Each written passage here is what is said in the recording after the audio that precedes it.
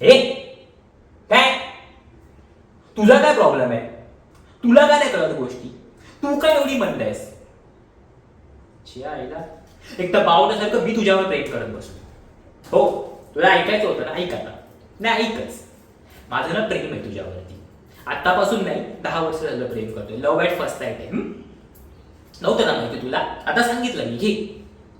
आणि बोलायची हिंमत नव्हती ना, म्हणून मी तुझ्यासोबत फ्रेंडशिप केली. म्हटलं हळूहळू तुला सांग. घरचे मागे लागलेले सीए कर पण नाही. तू एंट्रन्स एक्झाम देत होती ना, म्हणून मी पण एंट्रन्स एक्झाम दिली. फादर ॲग्नलला ऍडमिशन मिळत असताना सुद्धा तुझ्यासोबत त्या फालतू कर्जतच्या कॉलेजमध्ये ऍडमिशन घेतली मी. बट तुला एंट्री जमत नव्हतं, म्हणून मी एंट्री शिकलो, एक्स्ट्रा क्लासेस लावले त्याच्यासाठी, आणि तुला एंट्री शिकवलं सो दॅट मला तुझ्यासोबत टाइम स्पेंड करता येईल. आणि एवढंच नाही, तुझ्या पहिल्या जॉबसाठी पण ना मीच तुला प्रिपेअर केलं, लक्षात ठेव. तुला इंटरव्ह्यूच्या दिवशी कंपनीच्या गेटपर्यंत सोडायला लागलो मी. आणि एचआर सोबत सेटिंग सुद्धा मीच लावलेली. हो, तुझा तो एचआर ना शशांक माझा शाळेतला मित्र आहे लहानपणापासूनचा, म्हणून तुझा इंटरव्ह्यू सोपा गेला आणि म्हणून तुला तुझा पहिला जॉब लागला. कळलं? आपल्या अख्ख्या ग्रुपला समजलेलं ग की मी माझा तुझ्यावरती प्रेम आहे, पण तुला कसं नाही समजलं? एवढी उठाठेव केली मी तुझ्यासाठी आणि तू म्हणतेस की तुला कधी कळलंच नाही माझं प्रेम आहे तुझ्यावरती. म्हणजे केवढी म्हणतेस तू, विचार कर. आणि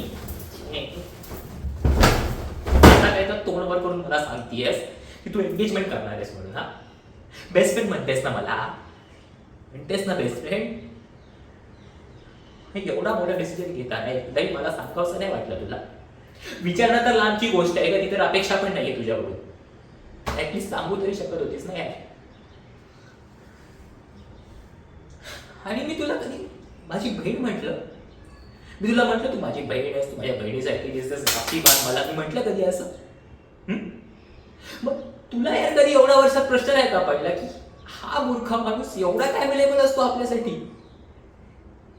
आपण एकदा कॉल करतो, हा लगेच अवेलेबल असतो. आपण 2-2 तासाच्या मेसेजला रिप्लाय करत नाही, पण हा 10 सेकंदात स्वतःचा सेल्फ रिस्पेक्ट कचऱ्यात टाकून आपल्याला रिप्लाय करतो.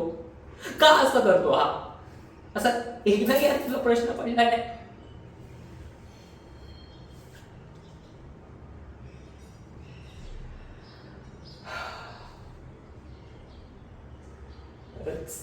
का नाही तुला असा प्रश्न पडला? का नाही तुला माझं प्रेम कळलं यार? का एवढी बंद आहेस तू? असो, कर तू एंगेजमेंट, खुश राहा. चेक कर.